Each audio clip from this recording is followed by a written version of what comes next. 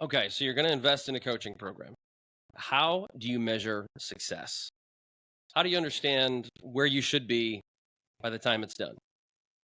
It's a great question, and it varies by each client, right? This is why we always lead with the discovery call, really understanding your current metrics. In many cases, we're going to organizations where they just have such limited metrics that we need to really start that environment and that culture of tracking metrics and what do those mean and how do we track KPIs and build out that infrastructure. Because at the end of the day, without metrics, if you're not measuring it, you're going to have no idea whether it's successful or not. And one of the things that really we were so focused on as we were looking at building out this program was what would we want in our own businesses.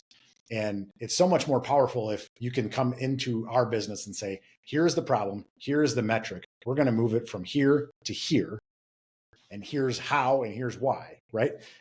At that point, you are so laser focused together on solving the same problem with the same tactics, moving the same metric, that it allows us to be successful together.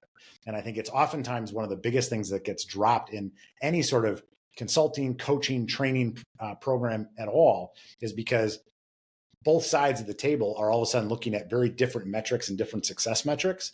And then all of a sudden, 3 months later, you're wondering, well, why are we not on the same page?